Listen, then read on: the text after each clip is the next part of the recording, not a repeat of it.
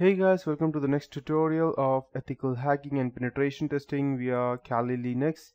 So in the previous tutorial I taught you how we could actually go ahead and get into any random websites if they're vulnerable to SQL injection, and we did that through SQL mapping. So what we did in the previous tutorials were we first found a vulnerable website through Google Doc or via other methods, and then we did some initial checks to confirm whether the website is vulnerable to SQL injection or not. Then I provided you some different examples of what the errors would look like and how they would run exactly, and I finally taught you SQL mapping to go ahead and gather the username and password. So we have the username, but the password won't be the same as we thought. So once you go ahead and gather the website, the SQL query would return one entry, and it would be that this is how it would look like on your Kali system. That just ignore these specific S over here. It's how Kali Linux goes ahead and prints out everything. So once it has retrieved, this is what it's showing as the password. It is analyzing table dump for possible password hashes through SQLW website. So we have one entry for the table user info. This is the user password, but the username is user X as I taught you previously. But we are almost there. We even got the password, but this does not look like the password. We can go ahead and extract the password from target columns of table, target table of secret database through SQL map injection. You probably know how we could go ahead and get that rather now, because I taught that in the previous tutorial. But hang on, this password looks funny because this cannot be someone's password, especially someone who leaves their website vulnerable just like that. They cannot have a strong password like that, and trust me guys, this is an extremely strong password if you have this. So that's exactly right, this is a hash password. That means the password is encrypted, and now we need to go ahead and decrypt it. So I have covered on how to decrypt passwords previously, or cracking MD5 using the Hashcat and other stuff, PHPBB, MySQL and SHA1 passwords with Hashcat on Kali Linux previously. If you have missed that, then you're missing a lot, because if you have not seen those previous tutorials of mine, then you probably won't have that much idea as to what I'm talking about now.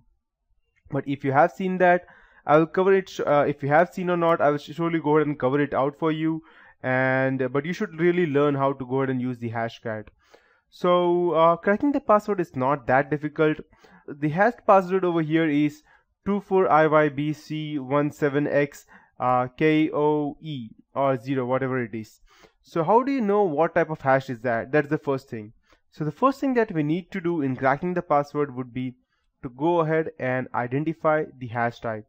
Luckily, Kali Linux provides a nice tool, and we can use that tool to identify which type of hash this is. In command line, in the command prompt, that's the terminal for Kali Linux, you can simply go ahead and prompt paste the hash value. So as soon as you go ahead and paste this specific value in the terminal, this will go ahead and show you exactly what it is. This is a DES Unix hash.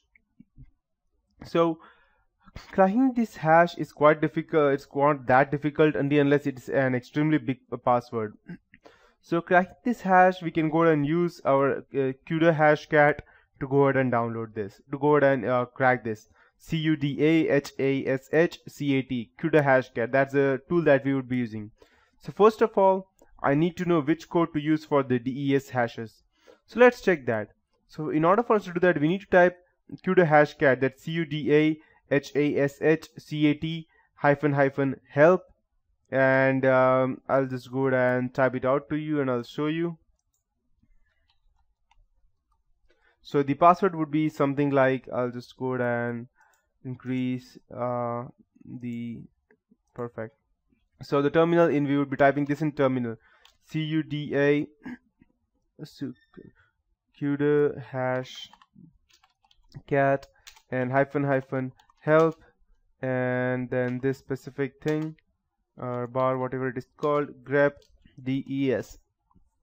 So as soon as you go ahead and hit enter, it will be showing you that it's either 1500 or 3100, but it was a MySQL database, so it must be 1500. So I'm running a computer that has an NVIDIA graphics card, so that means I'll be using CUDA Hashcat. On my laptop, I have got an AMD ATI graphics card, so I'll be using the OCL Hashcat on my laptop. If you're on VirtualBox or VMware, neither will work. You must install Kali in either a persistent USB or in a hard disk to go ahead and actually crack these things, because a graphic card cracks much faster and in much better way. If you have an AMD, you can use OCL Hashcat. If you have NVIDIA, you can go ahead and use CUDA Hashcat.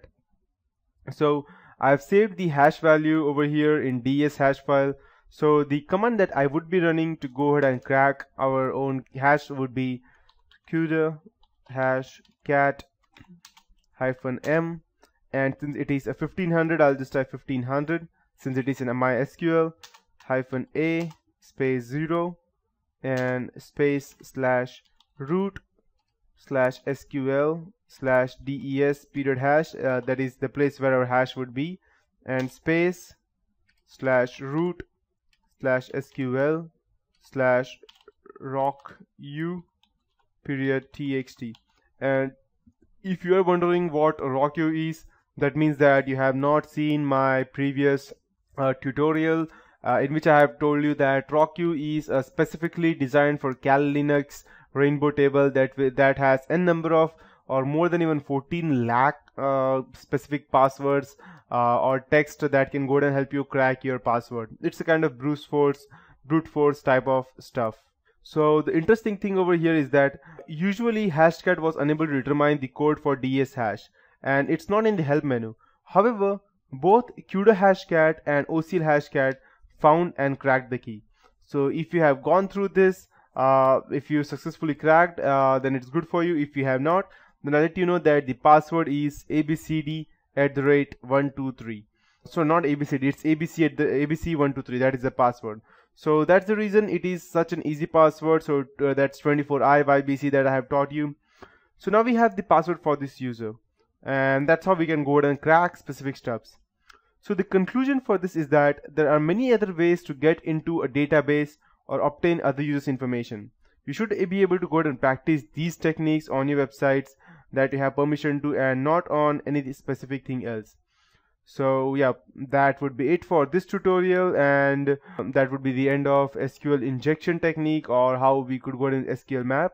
But there are many other SQL tools that are still available in Kali Linux that could go ahead and help you inject different kinds of queries into the database to not only get the user access.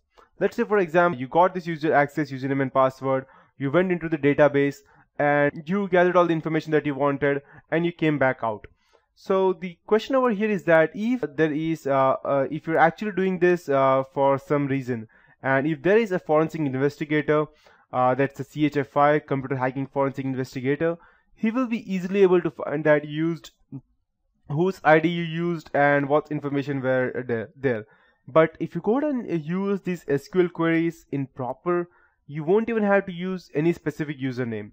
You can simply go ahead, get into the database, and get out without even anyone identifying you, who you were exactly, and they won't even have an impression left behind to go ahead and think that if whether anyone was actually there in the system, because they would not even have any specific person gathering all the databases. Especially if you have accessed it through a user, then it would surely be showing that this user has accessed this database. But if there is no user, then whom will they track? That is the question. So that's it for this tutorial. Gather much information as you can about the SQL map and SQL hash queries that you could go ahead from Kali Linux. Kali Linux is a very awesome operating system that could do much more things than just these tutorials of mine. So that's it for this tutorial. Have a nice day ahead.